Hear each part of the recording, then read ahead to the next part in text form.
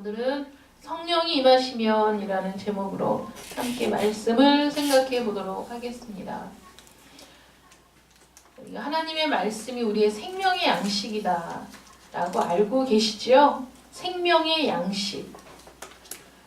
우리가 이번에 임원 워크숍을 갔는데 우리 총회장님이 또 우리 임원들을 위해서 많이 헌신해 주셔서 우리가 잘 먹고 또 잘 배우고 그러고 돌아오는 시간이었습니다. 같이 모이다 보니까 먹는 일이 참 중요한 일인 거예요.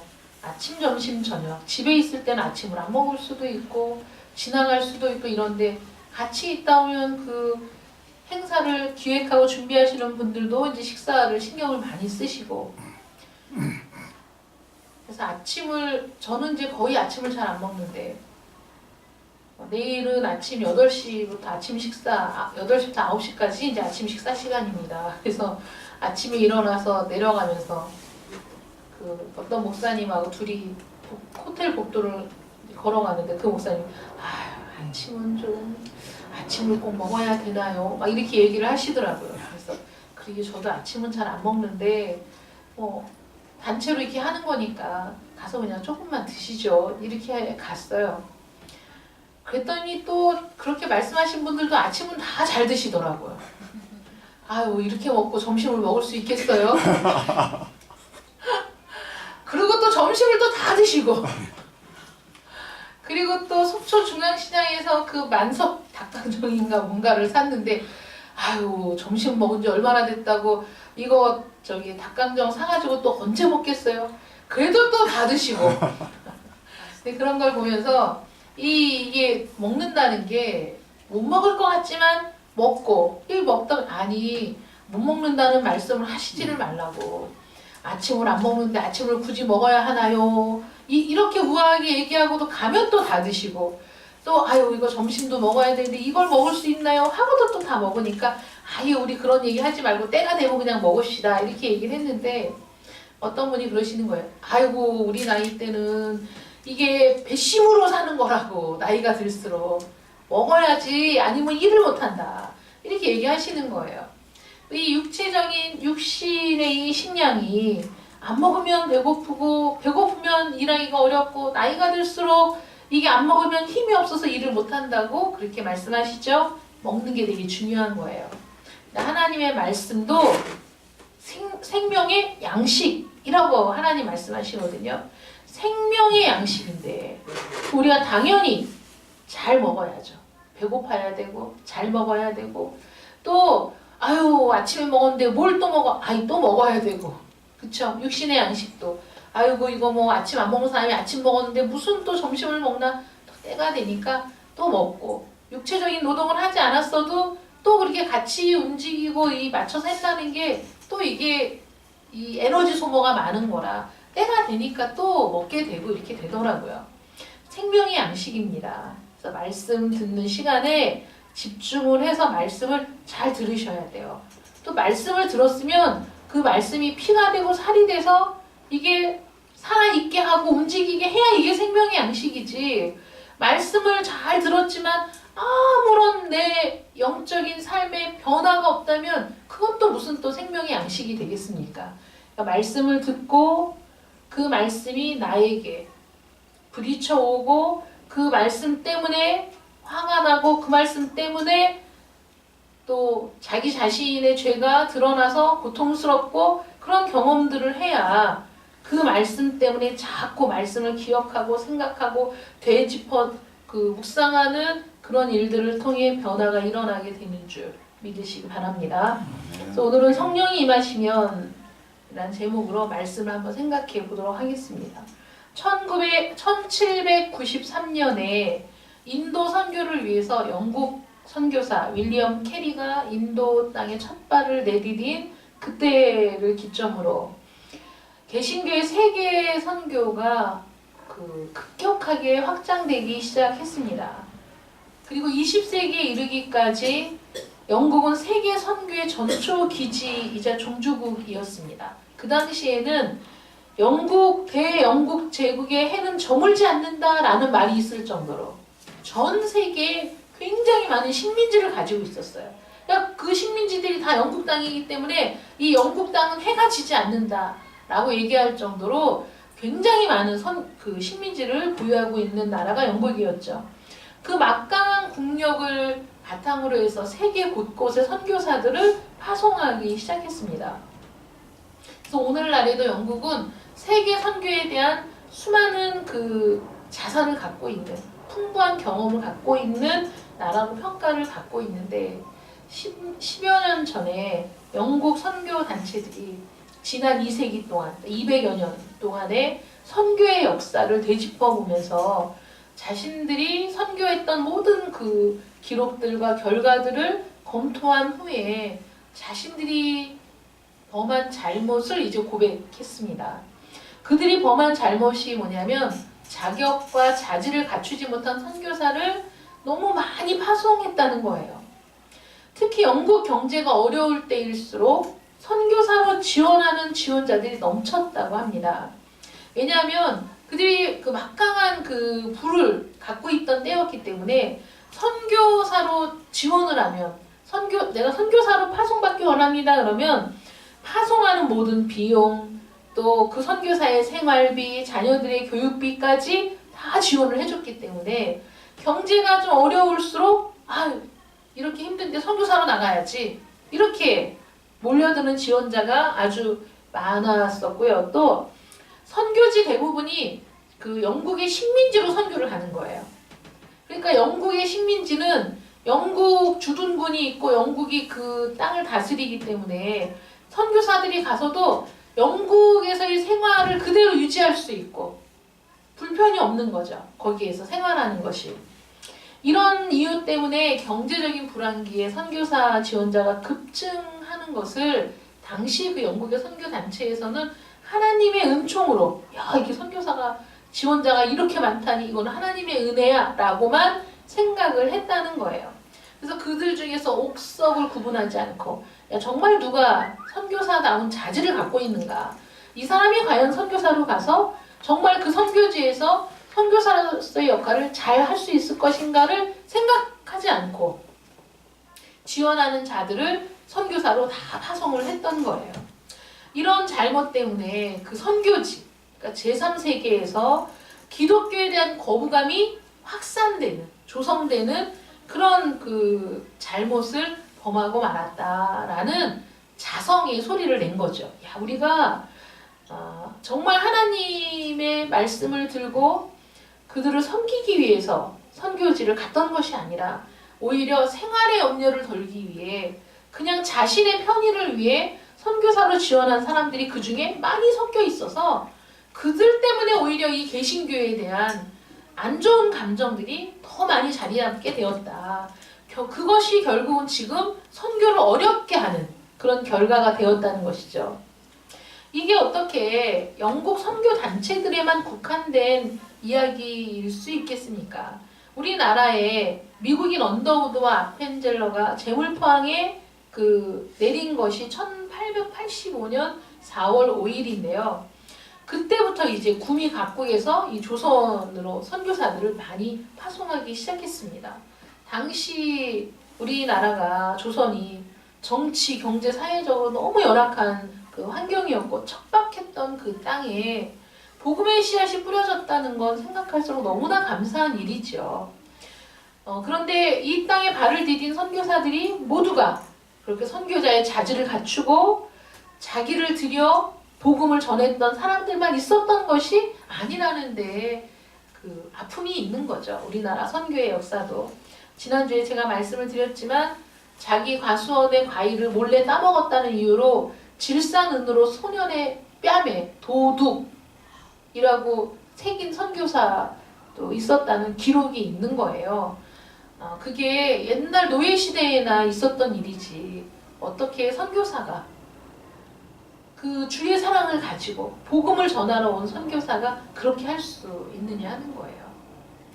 그 아프리카 선교사로 갔던 분의 그 짤막한 이야기를 들어보면 사람을 사서 돈을 주고 파인애플을 심었는데 파인애플이 이제 잘 알맞게 익어가지고 저거 따먹으면 맛있겠다 하고 그 다음날 아침에 딱 일어나니까 파인애플 밭에 파인애플이 한 개도 없는 거예요. 그 원주민들이 다 가져간 거예요. 그래갖고 화가 나가지고 아니 이거 어떻게 이럴 수가 있느냐 그랬더니 내가 심은 거라고. 내가 심은 거니까 내가 가져가는 게 맞다고.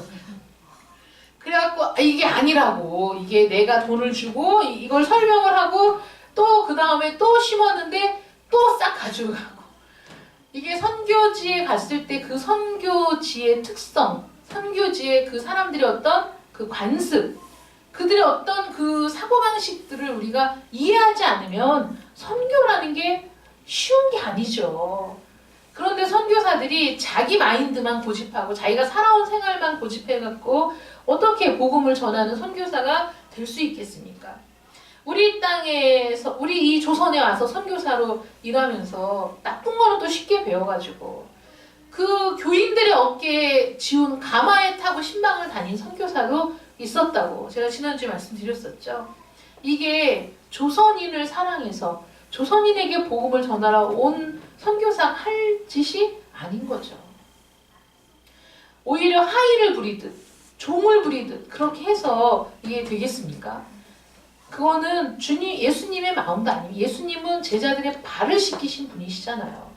그런 모습들이 많은 사람들에게 개신교가 어떤 모습으로 비춰졌을지는 뭐 안 봐도 뻔한 거 아니겠습니까?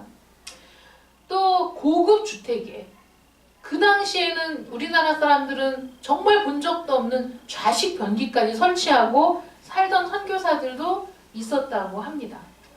1885년 4월 5일에 첫 발을 내디딘 그 선교사들 이후로 수많은 선교사들이 이 땅에 들어왔는데 그 중에는 자신의 온몸을 바쳐서 자신이 갖고 있는 모든 것을 다 바쳐서 선교를 했던 훌륭한 선교사들도 있지만 이렇게 많은 사람들에게 또 좋지 않은 모습으로 각인된 선교사의 자질을 갖추지 못한 그런 사람들도 역시 많았다는 것입니다. 현재 우리 개신교는 장로교, 그 감리교, 성결교 이런 20여 개의 교단하고 80여 개의 선교단체에서 12,000명의 12,000여 명의 선교사들을 파송하고 있습니다. 이미 10년 전부터 우리는 피선교국이 아니라 선교 강국이 돼가지고 미국 다음으로 선교사를 많이 파송하는 그런 나라가 됐어요. 세계 2위의 선교 강국으로 부상을 했지만은 그러나 그 선교 때문에 얼마나 많은 문제들이 세계 곳곳에서 터져 나오고 있으니까 전 세계 뉴스를 장식한 그런 사건들도 있고 외국에 나가서 그 불교 그 절에 들어가서 땅 밟게 한다고 거기서 찬송가 부르면서 절 경내를 돌아가지고 신문에 실리는 선교 단체가 있는가 하면 선교지 현지 문화에 대한 또 해외 선교사들에 대한 이해도 없이 가가지고 오히려 해외 선교사들이 쉬쉬하며 그 선교의 영역을 넓히고 있는 곳을 그냥 쑥대밭을 만들고 오는 여러분 단기 선교라는 게 여러 가지 좋은 점도 있지만 문제점들도 많이 있습니다. 그래서 2주간 단기 선교, 뭐 한 달간 단기 선교를 가는데 선교지에 대한 이해가 부족해가지고 그 선교사들이 공들여서 십수년을 쌓아온 선교지의 그 영역을 그냥 몇 주 만에 그 쑥대밭을 만들고 그 자기네들은 돌아가면 끝이잖아요. 자기네들은 뜨거운 열정을 가지고 가서 막 했지만 결국은 선교지에는 엄청난 피해를 주는 그런 일들도 많이 있다는 것이죠. 교단 간에 우리가 이렇게 세계 선교를 하고 있다는 과열된 경쟁 때문에 역시 검증되지 못한 선교사들을 지금도 역시 파송하고 있는 그런 문제들도 있다는 겁니다. 그래서 해외에 파송된 선교사들을 보면 4가지의 범주에 다 들어있어요. 어떤 거냐면 첫 번째는 파송된 지 수년이 지났지만 현지에서 딱히 할 일이 없이 아무 할 일이 없이 그냥 지내는 사람. 이 사람은 그냥 어떤 특별한 소명이나 이런 거 없이 그냥 어떻게 휩쓸려서 가가지고 자기 자리를 못 찾고 있는 그런 사람들도 있고요. 두 번째는 선교지에서 선교하고는 무관하게 사는데 자기 홍보에 탁월한 사람. 자기 막 사진 찍어서 올리고 이런 거 잘하는 분들이 있어요. 그래서 든든한 후원 조직을 거느린 사람이 있습니다. 이런 사람은 선교와 무관하게 자기 뜻을 이루기 위해서 선교를 도구로 사용하는 사람이고요. 세 번째는 선교 현지에서 괄목할 만한 선교의 성과를 이루고 추진해 나가면서 자기 홍보에도 탁월하기 때문에 든든한 후원 조직까지 거느린 이런 분들이 이상적인 선교사로 우리가 평가하게 되죠. 그런 분들을 눈에 보이는 성과도 있고 성도 수도 있고 교회도 여러 군데 뭐 하면서 그런 모든 모습들을 잘 홍보해가지고 많은 곳에서 후원을 받아서 걱정이 없는 그런 분들이 이상적인 선교사라고 인정을 받습니다. 이건 선교사 개인의 뛰어난 역량 때문이기도 한데 이런 분들이 또 가장 위험에 노출되어 있는 분들입니다. 그래서 선교지에서 문제를 일으키는 분들은 대부분 이 유형에 속하는 거예요. 어디죠? 베트남? 베트남에서 선교사로 있으면서 성추행 사건으로 막 신문에 오르내린 분들도 이런 유형이죠. 학교를 짓고 교회를 짓고 선교사들을 막 후원해주는 현지에서 그래서 막 많은 사람들이 존경하고 따르는 분인데 사건이 뻥 터졌어요. 정말 사람들이 놀랄 만한 그런 사건들이 터지는 거예요. 그런 것들이 이런 유형에 속하는 거죠. 자기 헌신에 대한 자기 제어가 부족한 사람, 결여된 사람들은 눈에 보이는 어떤 일들이 막 일어나면 거기에 주님의 왕국을 세우는 것이 아니라 자신의 왕국을 건설하고자 하는 욕망에 빠져서 그런 잘못을 저지르게 됩니다. 마지막으로는 선교지에서 정말 예수님의 손발이 되어서 수고의 땀을 흘리면서도 자기 홍보에는 전혀 관심이 없거나 능력이 없거나 그런 분들이 있어요. 정말 애를 쓰고 정말 수고의 땀을 흘리면서 아무 대가를 바라지 않고 정말 복음 하나를 가지고 목숨을 거는 그런 분들이 이런 홍보를 못해서 후원을 받지 못해 어려움을 겪는 그런 분들이야말로 사실 우리가 후원을 해줘야 될 그런 분들인데 그런 분들을 찾기가 어려워요. 그럼 오지에 들어가서 몇 년 동안 나오지 않는 분들이 있어요. 오지에 들어가서 그런 분들은 복음을 전하느라고 다른 거는 막 신경을 못 쓰는 분들이 있더라고요. 필리핀 같은 데도 한인들이 많이 살고 번화가는 교회가 많은 선교사들이 몰려 있는데 오지로 들어가는 선교사는 많지가 않다는 거예요. 오지로 들어가면 죽어도 모르고 들어가서 못 나오기도 하고 이러기 때문에 오지로는 잘 안 들어가는데 오지에 들어가서 몇 년 동안 일하다가 정말 막 통인처럼 돼가지고 한번 나오고 들어가고 이런 분들도 있습니다. 근데 그런 분들은 만나기가 쉽지가 않아서 또 후원하기가 쉽지 않아요. 정말 그런 분들을 찾아서 그런 분들에게 후원을 해주어야 되는 거죠. 이렇게 선교사들의 유형이 여러 유형들이 있지만 우리가 정말 존경해야 마땅할 그런 분들이 많이 있습니다. 또 선교사의 자질을 갖추지 못한 선교사도 많이 있습니다.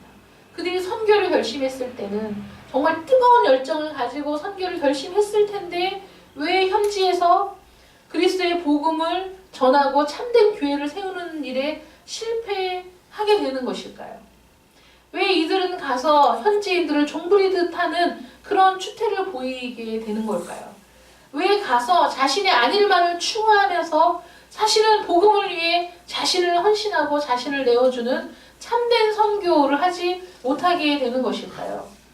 오늘 본문 말씀 보시면 오직 성령이 너희에게 임하시면 너희가 권능을 받고 예루살렘과 온 유대와 사마리아와 땅끝까지 이르러 내 증인이 되리라 라고 말씀하시는데요. 이 본문을 보면 제자들은 주님의 증인이 될 것이다 이거예요. 이제 너희는 주님의 증인이 될 것이다. 예언이죠. 그런데 그게 반드시 돼야 한다는 거예요. 너희는 주님의 증인이 될 것이다. 그런데 반드시 되어야 한다. 그런 말씀인 것이라는 거죠. 근데 주님의 증인이 무조건 되라 하신 게 아니라 거기에는 전제 조건이 있었어요. 전제 조건이 뭐냐면 성령의 권능 속에서 주님의 증인이 돼야 한다라는 것이죠. 그래서 우리가 읽은 이 본문 말씀이 오직 성령이 너희에게 임하시면 이러니까 오직 성령, 오직 이 성령을 수식하는 단어로 우리가 읽혀지지만 헬라어 원문은 오직이 권능을 수식하는 말입니다. 오직 권능으로 증인이 된다는 거예요. 물론 그 권능은 성령께서 주시는 건데 우리가 땅끝까지 증인이 되는 일은 오직 권능으로, 성령이 주시는 권능으로 주님의 증인이 될 수 있다라는 것이죠. 성령 안에서 받을 권능이 뭘까요? 성령 안에서 우리 오직 권능으로, 그럼 성령 안에서 받을 권능이 무슨 권능이냐? 손을 얹으니까 사람들이 막 낫고 병이 떠나가고 귀신이 쫓겨나가는 그런 권능이냐? 많은 분들이 간증하기를 선교를 나가면 이게 우리나라에서는 그런 능력이 안 나타나는데 선교지에 가면 막 그런 능력이 나타난대요. 그건 여러분 하나님이 우리를 도구로 사용하시기 때문에 그런 능력이 나타나는 거예요. 여러분 병원도 없고 약도 없는 정말 비타민 하나만 있어도 생명을 구할 수 있는 사람들이 이 시간에도 수없이 죽어가고 있는데 어린아이들이 그런 곳에 약도 없고 의사도 없는 그런 오지에 가서 오직 하나님의 능력을 구하며 간절함으로 손을 얹고 기도할 때 왜 병이 낫는 역사가 없겠습니까? 그런 곳에서는 그런 역사가 막 일어나는 거예요. 그런데 그것이 성령의 권능이냐 그것만이 병 고치는 능력, 귀신을 내쫓고 복음을 전하는 담대한 능력, 죽음도 불사하는 능력만이 권능이냐?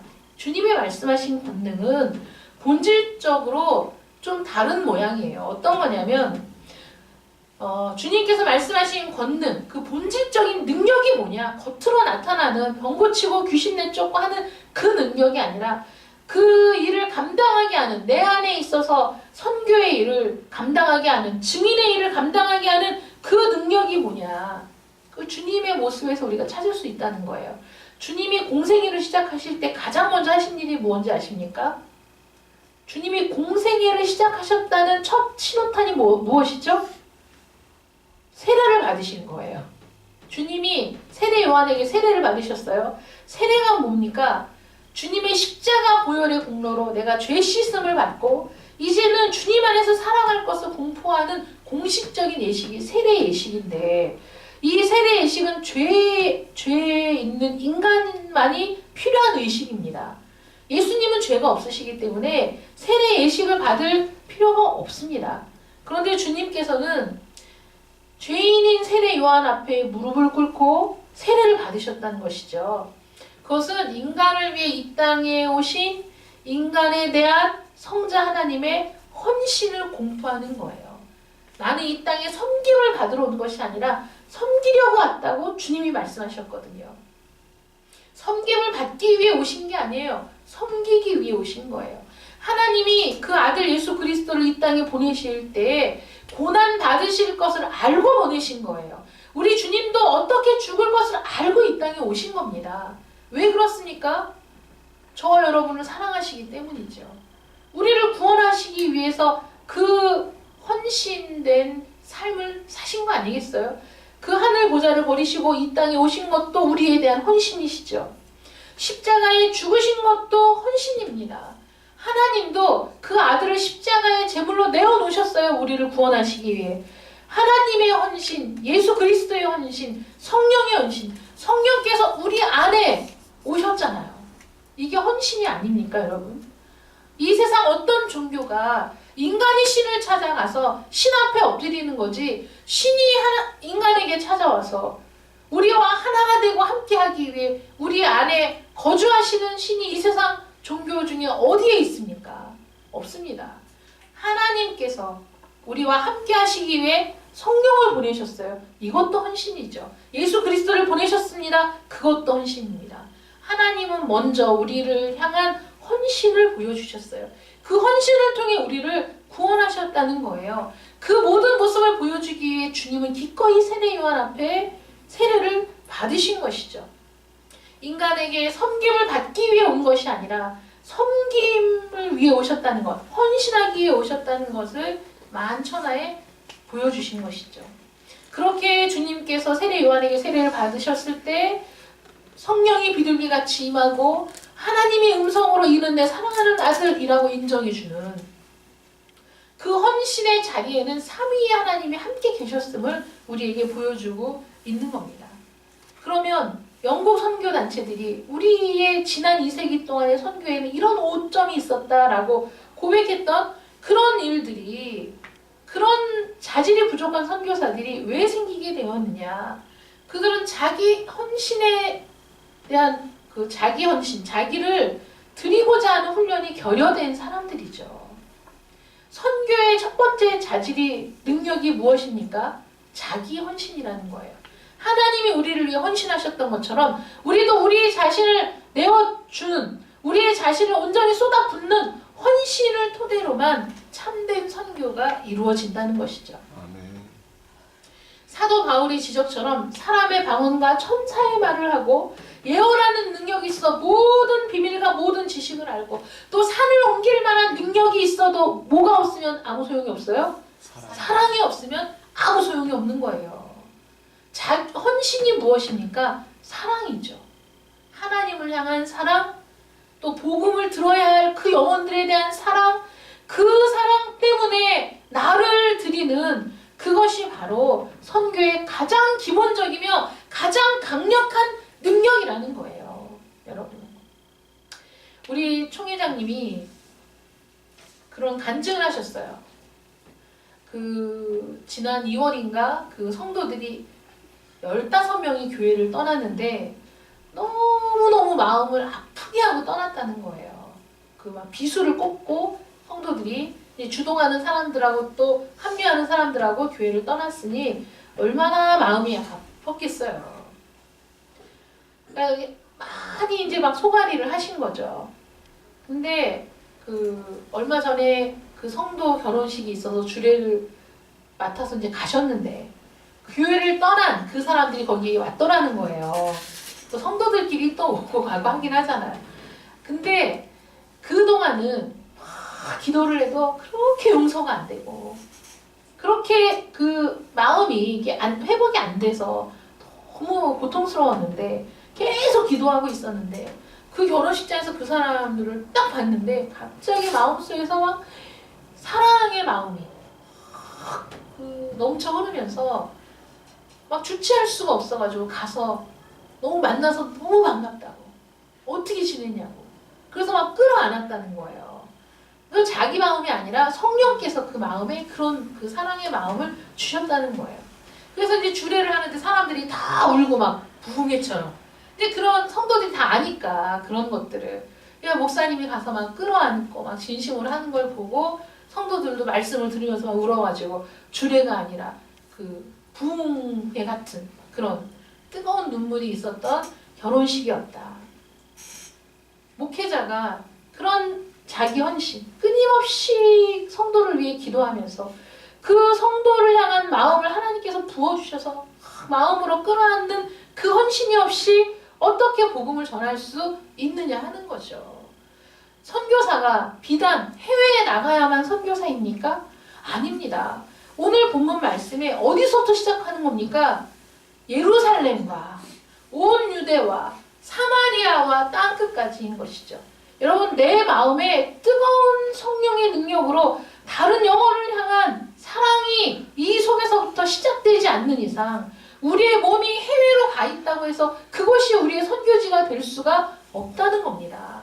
그렇기 때문에 모든 선교는 언제나 이 마음으로부터 시작해서 내 눈에 보여지는 사람들을 사랑하고 섬기는 일에서부터 시작되는 것이지 내가 비행기 타고 멀리 가서 일주일, 2주일, 한 달 선교여행 한다고 그것이 진정한 선교가 될 수 없다는 것을 여러분 깊이 유념하시기를 바랍니다. 여러분들도 하나님께서 선교사로 부르신 거예요. 주님의 증인으로 부르신 일에는 해외에 있는 오지에 들어가 있는 선교사들만 부르신 것이 아니라 오직 성령이 너희에게 임하시면 너희가 권능을 받고의 그 너희에는 그 자리에 모인 모든 사람들 뿐만 아니라 복음을 듣는 모든 사람들에게 주어진 명령인 것을 믿으시기 바랍니다. 그러므로 여러분들에게 오직 성령이 여러분들에게 임하시면 여러분들이 권능을 받아요. 어떤 권능? 병 고치고 귀신을 내쫓는 가시적인 그 능력이 아니라 한 영혼을 진심으로 사랑할 수 있는 그래서 그 영혼을 위해 내 모든 것을 줄 수 있는 헌신할 수 있는 그 능력 그것이 사랑을 변화시키는 능력이 되는 줄 믿으시기 바랍니다. 어떤 다른 것들이 아닌 거예요. 내 마음이 그런 마음으로 충만해야 돼요. 사랑으로 충만해야 되고 오직 성령님께 굴복하여 하나님이 사랑하라고 명령하신 사람을 사랑할 수 있는 원수 같은 자라도 내 안에서 성령 안에서 내가 녹아져서 내 교만과 내 강팍함이 녹아져서 그 영혼을 향한 불붙는 듯한 사랑이 내 안에서부터 시작돼야만 그래서 내가 있는 곳이 선교지가 되고 우리 가정이 선교지가 되고 내가 만나는 사람들이 내가 선교해야 할 사랑의 대상이 될 때 그때 여러분들은 하나님의 증인이며 예수 그리스도의 증인이 참된 증인이 되었다는 것을 믿으시기 바랍니다. 그러므로 삶과 선교가 분리되는 게 아니에요. 선교는 특정 공간에 있는 것만이 선교가 아닌 것입니다. 언제 어디서나 내 삶이 선교의 삶이 될 때 그때 나는 정말 참된 주님의 증인, 땅끝까지 영향력을 미치는 증인이 되는 줄 믿으시기 바랍니다. 그 성령의 능력은 내가 가지 않아도 영향력이 점점 확대되는 거예요. 내 안에서부터 내 주위까지. 이런 선교의 삶, 증인의 삶을 살기 위해 우리의 삶이 변화되어야 됩니다. 여러분들의 삶이 변화돼야 돼요. 제가 어떤 목사님하고 통화를 하는데 그 목사님이 우리 목사님들이 모일 때 뭘 잘 주시는 분이에요. 가방도 잘 주고 그 무슨 견민이가 선전하는 무슨 이거 얼굴에서 화장품 그거를 이렇게 잘 주시는 거예요. 근데 저는 이제 이번에 처음 받았어요. 막 주시더라고요. 그래서 아무 이유도 없이 막 그런 걸 주니까 너무 부담스러운 거예요. 부담스러워요. 그래서 저는 그냥 그 받은 채로 그대로 그냥 가서 이렇게 딱 넣어놓고 있었는데 전화 통화를 하다가 그분이 그 얘기를 하시는 저는 아니 저분이 저런 화장품이 어디서 아무래도 그게 비싸대요. 그분이 주면서 비싼 거라고. 그래서 저거를 어떻게 이렇게 막 줄 수 있을까 그렇게 생각을 했거든요. 그랬더니 그분이 그러시는 거야. 자기가 막 사람들에게 주니까 하나님이 또 막 채워주신대요. 그래서 저는 그 주시니까 채워주신다는 건 너무 좋기는 한데 아니 도대체 하나님은 어떻게 채워주시냐고 그런 얘기를 하다 보니까 그 교회 그 장로님이 그 공장에 다니신대. 그래서 공장에서 박스째 갖고 오시는 거예요, 그냥. 이분은 그냥 거저 받았으니까 많으니까 막 인심을 쓰면서 주는데 그게 내가 누구를 줬더니 그 사람이 그거를 팔아먹어가지고 문제가 돼서 회사에서 엄하게 막 그 단속을 해서 요즘에는 못 갖고 온다. 그 얘기를 해갖고 제가 충격받았잖아요. 아니 그럼 회사에 그 슬쩍 갖고 온 거야? 이거를 또 막 주신 거야? 여러분 이게요. 내가 오직 성령이 내게 임하셔서 나에게 권능을 주신 그 권능은요. 세상의 불의와 타협하지 않는 권능이고 이 세상을 거슬러 살아가는 권능이라는 걸 믿으시기 바랍니다. 병 고치고 귀신 내쫓고 막 이런 그런 거 아니에요. 그런 은사는 있다가도 없어지는 거고 필요하면 주시는 거고 그런 거예요. 정말 참된 능력이 뭔지 아세요? 내가 정말 그리스도인답게 살아가는 게 능력입니다. 그게 성령의 권능을 받은 사람이에요. 우리가 죄 없이 깨끗한 심령은 그 어떤 것도 두려워할 이유가 없어요. 담대할 수밖에 없습니다. 그런데 내가 잘못 살아온 거는 우리의 담대함을 다 훼손해요. 담대할 수가 없어요. 내가 일하는 직장에서 최선을 다하는 것이 내가 그곳을 나의 선교지로 삼는 사람의 마음인 거예요. 여러분 그렇지 않습니까? 내가 일하는 곳에서 성실하게 최선을 다하는 것이 선교사로서의 사명을 다하는 거라고요. 거기에서 몰래 박스째 빼내오는 것은 도둑질입니다. 그걸로 또 다른 사람들에게 막 선심을 베풀면서 나눠주는 것도 잘못된 거죠. 참아, 연세가 많으셔서. 여기까지 그 말을 하고 싶었지만 참아, 목사님 그거는 안 되죠? 라고 얘기를 해야 되는데 제가 말씀을 못 드렸는데 제가 여러 간접적으로 들으시라고 하는 얘기죠. 그렇죠? 직접적으로 얘기하면 상처받잖아요. 간접적으로. 여러분들 중에도 혹시 그런 사람이 있을지 제가 모르겠지만은 그게 아닙니다. 여러분들의 직장, 여러분들의 가정, 여러분들이 있는 어느 곳이든지 여러분들이 참되게 성령의 권능을 받은 사람이라면 그런 불의와 불법을 버리고 오직 하나님의 말씀으로 깨끗한 심령으로 살아가기 위해 세상을 거슬러 가는 것, 이것이 참된 능력임을 믿으시기 바랍니다. 아멘. 그렇게 살아갈 때 우리의 영향력이 예루살렘과 온 유대와 사마리아와 땅끝까지 우리 능력이 나타나고 전파되는 것이지, 내가 있는 곳에서 불의와 불법을 자행하는 사람이 어떻게 참된 영향력을 끼치는 사람일 수 있겠습니까? 여러분들의 삶의 현장 속에서 오직 성령이 임하시면 권능을 받고 예루살렘과 온 유대와 사마리아와 땅끝까지 이르러 증인된 삶을 살아가는 여러분들 되시기를 축원합니다.